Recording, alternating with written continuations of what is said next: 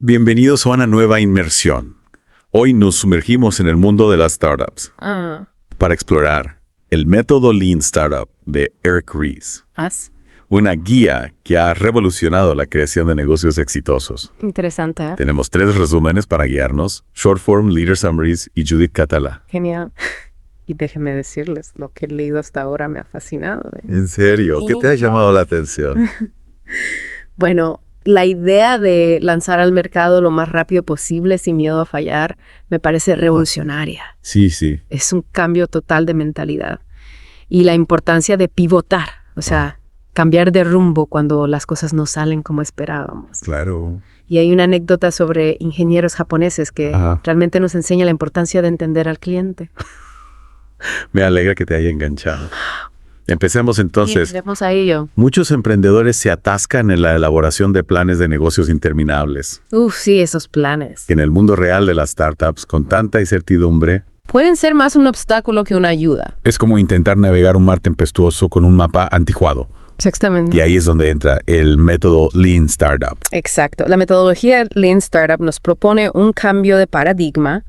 Se trata de experimentar, de probar nuestras ideas, de aprender de nuestros errores Sí, sí. y sobre todo de obtener lo que Ries llama aprendizaje validado. Aprendizaje validado. Me gusta cómo suena eso. ¿Verdad? Es como si el aprendizaje fuera el combustible que impulsa la startup. Precisamente. No.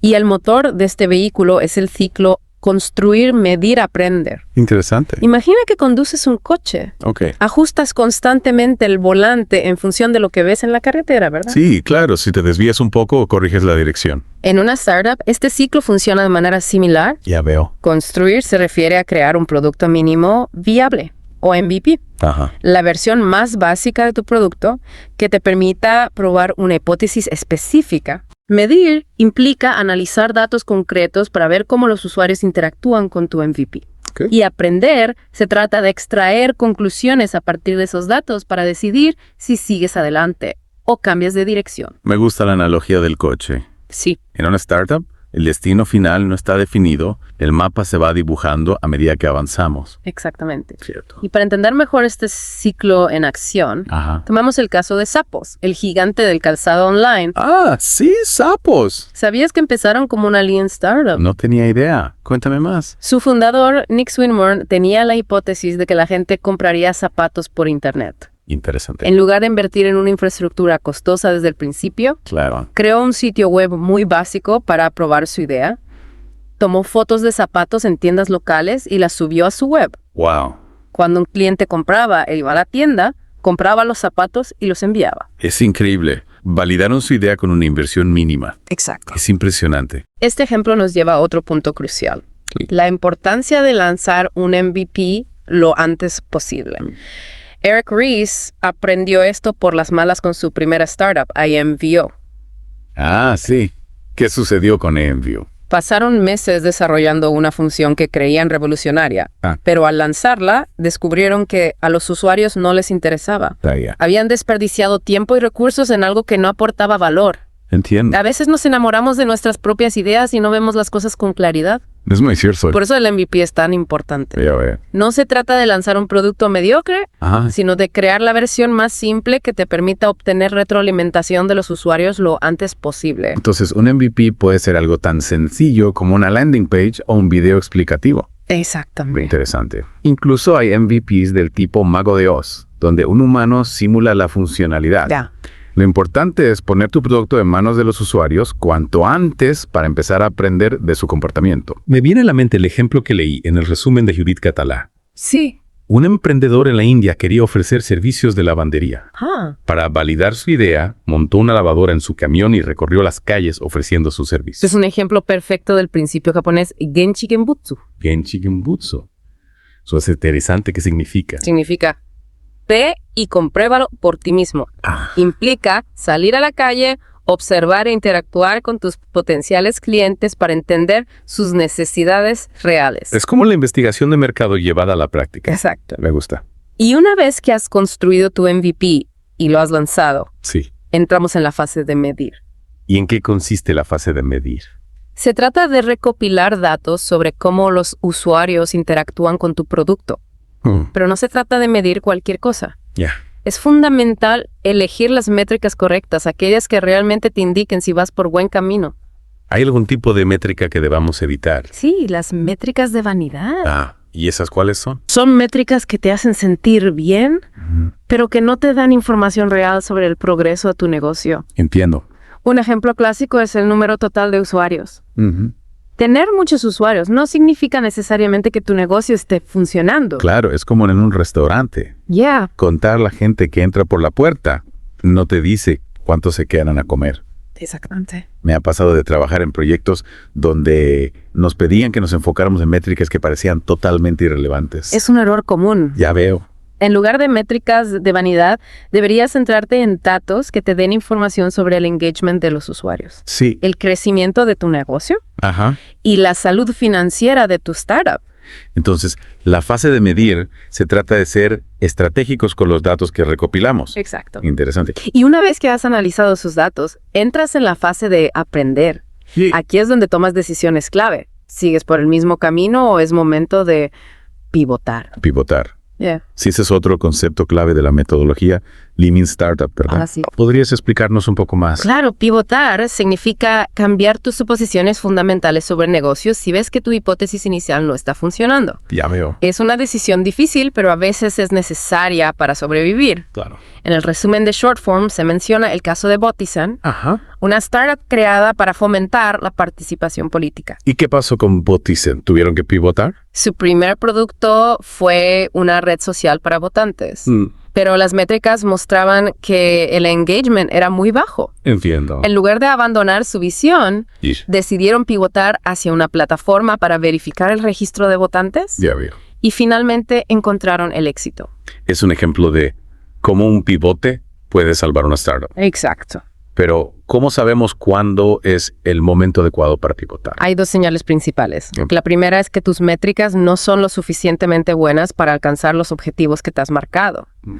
La segunda es que tus experimentos te llevan a un callejón sin salida. Es decir, ya no tienes buenas ideas para mejorar tu producto o modelo de negocio. En ese momento es crucial tener la valentía de replantear tus suposiciones y buscar un nuevo camino. Así es. Es fascinante cómo la metodología Lean Startup nos anima a adaptarnos constantemente. Cierto. Ahora, me gustaría comprender mejor el concepto de crecimiento sostenible que se menciona en los 3 resúmenes. ¿Podrías explicarnos un poco más sobre este tema? Por supuesto, el crecimiento sostenible se basa en encontrar el motor de crecimiento adecuado para tu negocio. Entiendo. Hay 3 tipos principales. El viral y el de pago. El motor Sticky se basa en la retención de clientes. Imagina un cubo con pequeños agujeros. Si viertes agua al mismo ritmo que sale por los agujeros, el nivel del agua se mantiene estable, no hay crecimiento. Claro, es como si estuvieras reponiendo clientes al mismo ritmo que los pierdes. No hay un avance real. Exactamente. En una startup, esto se traduce en una alta tasa de abandono de clientes, lo que impide un crecimiento real. Para lograr un crecimiento sostenible, necesitas tapar esos agujeros, es decir, reducir la tasa de abandono y aumentar la retención. Tiene mucho sentido, es mejor fidelizar a los clientes que ya tienes, que estar constantemente buscando nuevos. ¿Y qué hay del motor viral? ¿Cómo funciona? Piensa en el ejemplo de Hotmail, uno de los primeros servicios de correo electrónico gratuito. Su fundador, Xavier Bhatia, tuvo la brillante idea de añadir una firma a todos los correos electrónicos salientes que decía: obtén tu correo gratis con Hotmail. ¡Wow! Cada vez que un usuario enviaba un correo, estaba haciendo publicidad gratuita del servicio simple pero efectivo. Exacto. Gracias a esta estrategia viral, Hotmail logró un crecimiento exponencial en muy poco tiempo. Es un ejemplo de cómo la creatividad puede ser un motor de crecimiento muy poderoso. Y por último, ¿qué nos puedes decir sobre el motor de pago? Este motor se basa en invertir en publicidad y marketing para atraer a nuevos clientes. Es el motor más tradicional, pero no por ello menos efectivo. La clave está en encontrar los canales de marketing adecuados para tu público objetivo y optimizar tus campañas para obtener el máximo retorno de la inversión. Entonces, no hay un único motor de crecimiento correcto, sino que la mejor opción depende de cada startup y su contexto. Exacto. Lo ideal es encontrar una combinación de estos motores que funcione para tu negocio. Ahora bien, volviendo a la idea de optimizar recursos, el resumen de Shortform menciona la importancia de trabajar en lotes más pequeños. ¿Te suena este concepto? Sí, he leído sobre eso.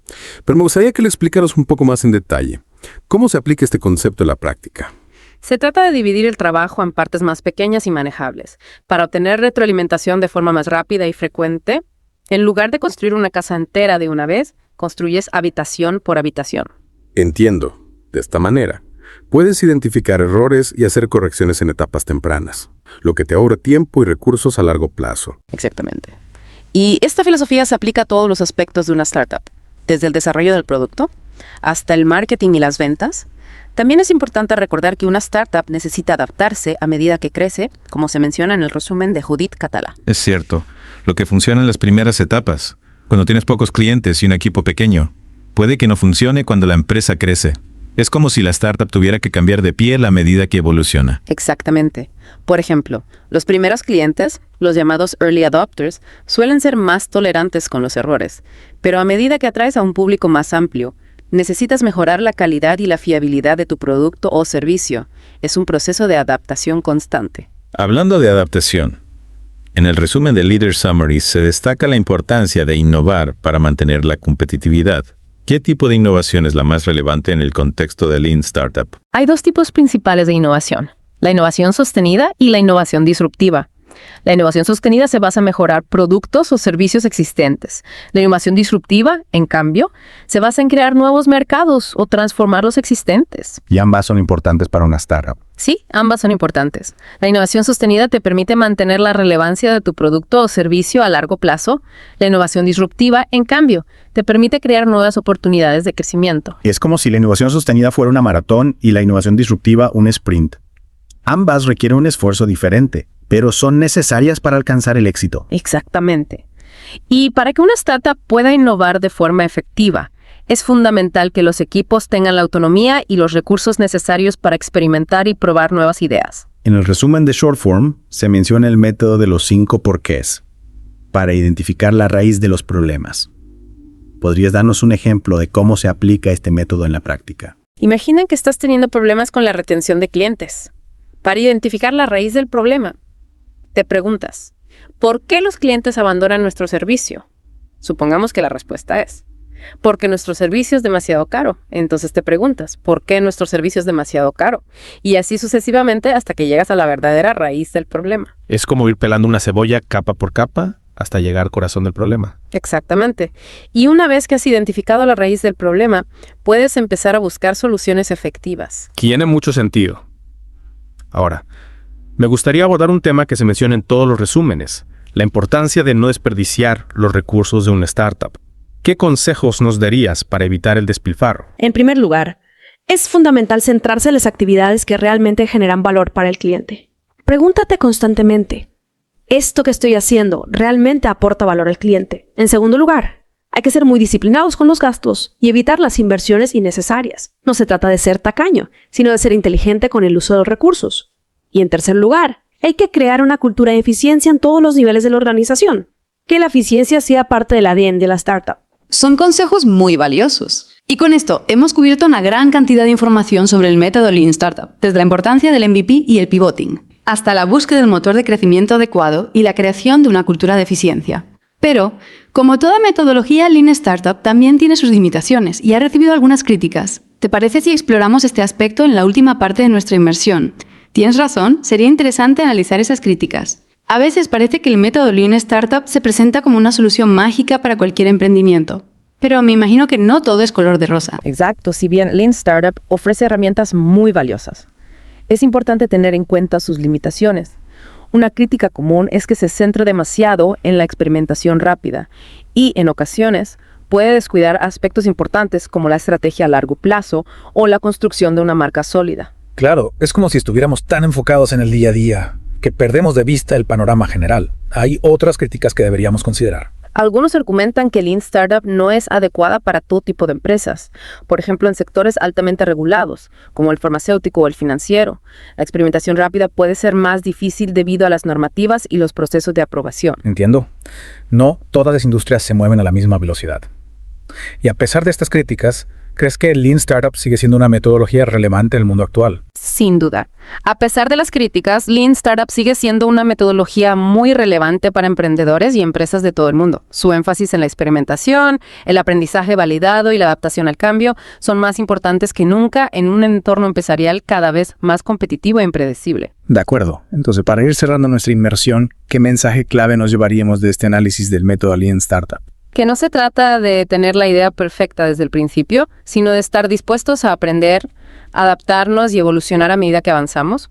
Lean Startup nos proporciona las herramientas para navegar en la incertidumbre, reducir el riesgo y aumentar nuestras probabilidades de éxito. Me encanta esa idea. Y para terminar, me gustaría dejar a nuestros oyentes con una reflexión. En un mundo obsesionado con el éxito instantáneo, Lean Startup nos recuerda que el verdadero éxito proviene de arrasar el viaje de la experimentación y el aprendizaje. No se trata de evitar el fracaso, sino de aprender de él y seguir adelante. Los animamos a aplicar los principios de Lean Startup en sus propias ideas, ya sea entrevistando a potenciales clientes, construyendo una landing page para probar el interés, o simplemente adoptando una mentalidad más experimental. Y si quieren seguir explorando el mundo de las ideas innovadoras, les recomendamos que visiten nuestro canal, donde encontrarán otros podcasts con resúmenes de grandes obras literarias que les inspirarán y les harán pensar. Hasta la próxima.